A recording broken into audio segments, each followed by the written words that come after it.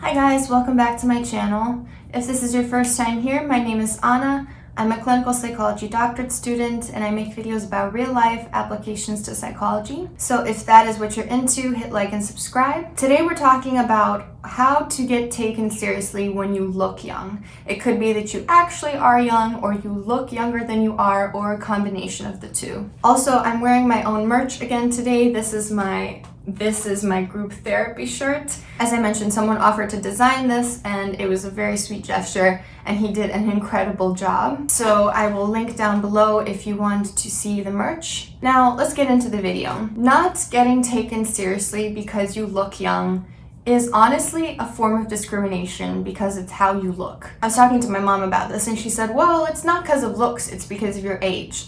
And I said, well, okay, that's still not something that a person can change. You know, as a young woman, I am constantly getting my qualifications and experiences questioned on this forum, people trying to correct me in long-winded comments who don't really have any background into the topics that I'm talking about. I've also experienced this with therapy clients, the constant questions about my age. I've even experienced it with a supervisor who said that I work well with the 5-year-old because he thinks you're a child. But, like I said, it's not just about actual age, it's also about looking young. When my mom was pregnant with me, she was late 20s. After a long shift at the hospital, she was on the bus in Bucharest. And when you're sitting on the bus and an older person comes on, you're supposed to get up to make room for them to sit, which I think is a very chivalrous and normal thing to do. But in this case, she was visibly pregnant. She just had come from a 10-hour shift working. And this woman said, "Are you not going to get up for me?" And my mom said, "I'm pregnant."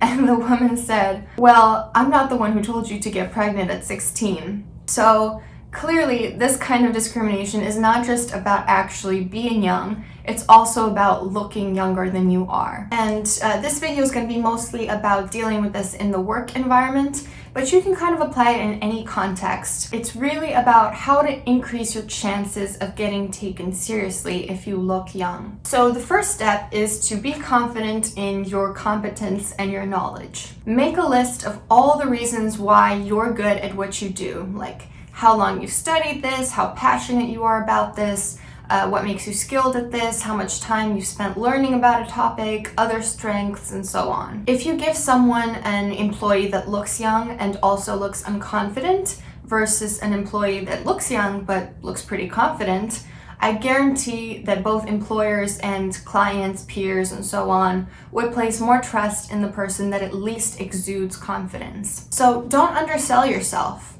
Like, for example, how would a client react if I said I'm a student versus I have a master's degree and the reason I'm still in school is because I wanted to be in a doctorate program, so in 2.5 years I will be a doctor in psychology, knock on wood. Obviously, the second one sounds a little bit better. It's not something I would really say to clients because I think when you try to prove yourself to people, it's a sign of poor self-esteem.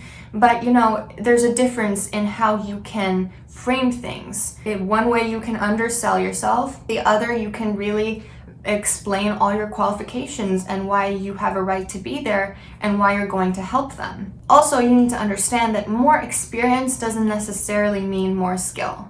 Like, for example, my professor mentioned a study that showed that more experienced therapists with, years or decades of experience were not actually more skilled than newer therapists, and that people actually actively stop learning past a certain point where they feel like they've mastered something. It has to be a very continuous, active process to keep learning, keep getting better at what you do, or otherwise, if you just keep doing the same things that worked 30 years ago, they might not work today, or we might have learned something completely new and really important. So the second step is addressing concerns about your age. When someone asks you, what's your age? You don't have to directly answer the question. Honestly, it's a boundary violation. It's an invasion of privacy. You wouldn't think it's okay to ask someone in a different life stage what their age is. So why is it okay to ask someone younger? Don't give off the impression that it's okay for people to break those boundaries and get really personal, depending on what field you're in. But do address what's behind them asking the question. Don't just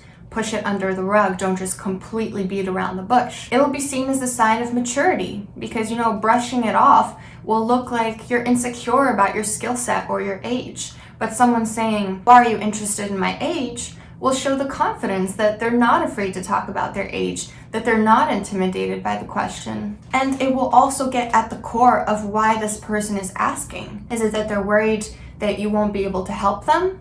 That you won't be able to empathize with them? That you don't have enough experience? Is it that they believe they're entitled to the absolute best, most experienced person? Sometimes it also allows people to vocalize how ridiculous their worry is.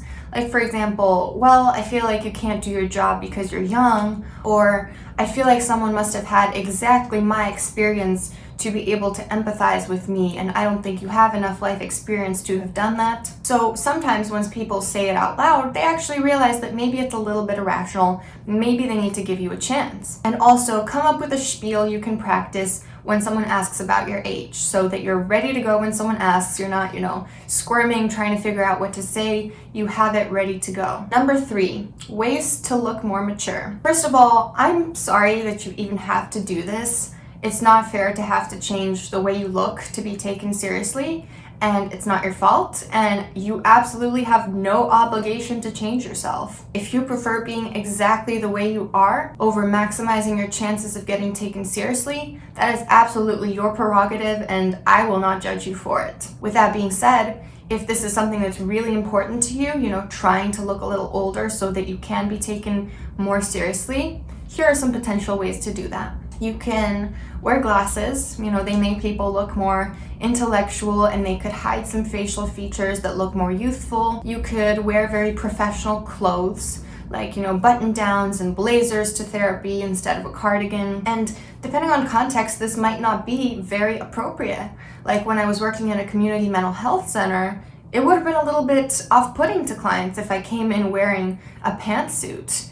But sometimes I guess that's what it takes for people to see you as competent. Also, you could lower your voice. This is also related to how we see masculinity as a source of authority. I think it's really funny. In some of my older videos when I was first starting out this YouTube, I was very nervous. My voice was like cracking from how nervous I was. And I would get comments every now and then saying like, why are you talking like that? Like you're talking like a Kim Kardashian or something like that. And first of all, this is my voice. There's not all that much I can do about my actual voice as a woman. And it's interesting because we undervalue feminine voices so much to the point where we assume that a person is superficial or, doing it for attention, when in reality, I was just nervous and that was my nervous voice. Another thing you could do is you could wear your hair up, like in a tight bun, in a clean ponytail at the bottom of your head. You could also use less blush and more contour, since blush is kind of girly and contour is a little bit more harsh. Number 4, practice assertiveness and don't be afraid to call people out or be a leader. So give off a confident air and be assertive with people you fear might not see you as mature enough, or whatever the context is. A lot of times people don't want to work with someone that's too shy to call them on their shit. But if they see you're not afraid to do that, their worries might dissipate a bit. Check out my video on 12 steps to assertiveness if that's something you feel like you need to work on. Number 5, choose an archetype.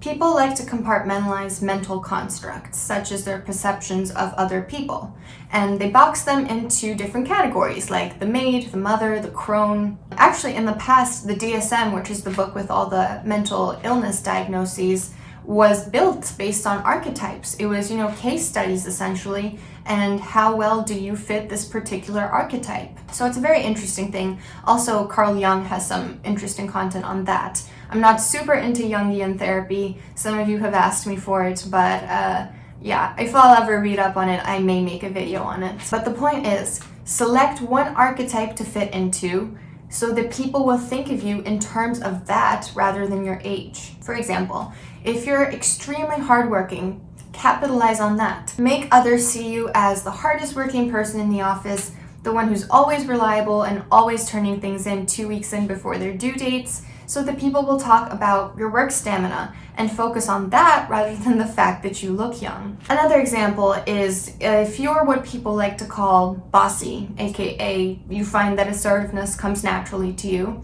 accentuate that. Take on a leader role, boss people around, make yourself known as someone that manages others. Another example, if you're someone super committed to family, that's kind of your thing.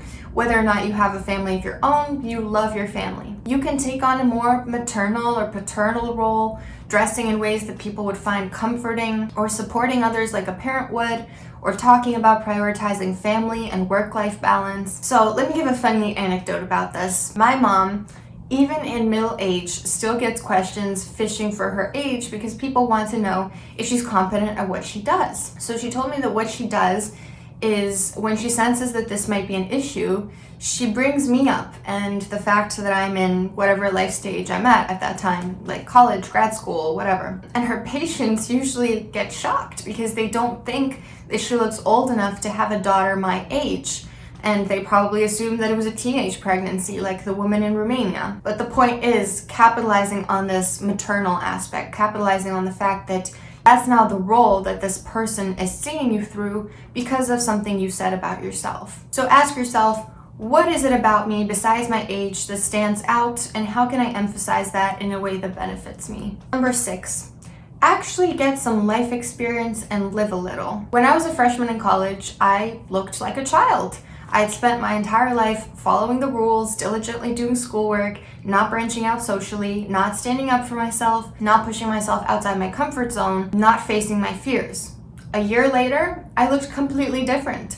In a sense, that year was full of relational conflict and it showed on my face, but it was all things that needed to happen for me to grow as a person. So if you're the type of person that sticks to the books, never questions anything, doesn't push themselves to do things that make them a little bit scared, there's a good chance that it shows on your face. I'm not saying to be impulsive and go off the rails. I'm saying you should gain whatever life experience you're missing. If you've never tried to make friends outside of your friend group, do so. If you've never traveled outside of your country, do that. Well, maybe not now. If you've never gotten over a certain issue, go to therapy. Because a lot of times people associate life experience with wisdom. And it's always funny to me when people assume that because I am young and look young, that I have no life experience. Because you would not be able to tell, but I've been through quite a few things that I learned from, and I've always felt like someone who very rapidly evolves. Like for the past 6 years, I would say, I've been a completely different person from 1 month to the next because of the high volume of things that I learn about myself and the world on the daily. So do the same, embrace change, throw yourself into new aspects of your identity, try new things, do things that scare you a little bit. Number 7, use this as an opportunity to get over your fear of aging. First of all, understand that you're actually in a position of privilege. Even though ageism is against young people as well, you may be at the bottom of the food chain at work, but you're still considered top tier by society in the sense that an enormous amount of emphasis is placed on youth and youthful beauty. I mean, most beauty products or advice blogs out there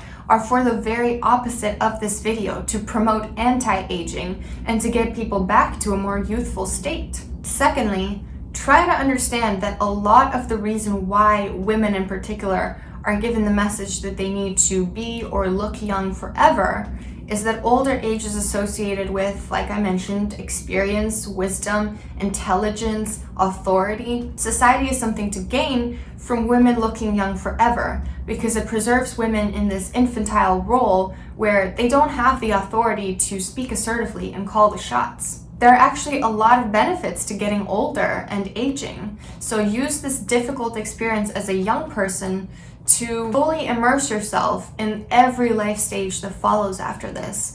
Use it as a reminder to not fear every wrinkle that pops up or every birthday that ends in a 0. Remember that being young kind of sucks in a way. I was talking about this with my own therapist, and she told me that she has absolutely found that she has to prove herself less now that she's had some years of experience. So what I decided is that I will gladly embrace that change when it comes.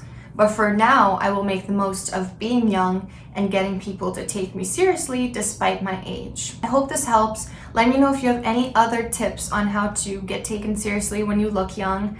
And don't forget to hit like and subscribe, and I'll see you soon.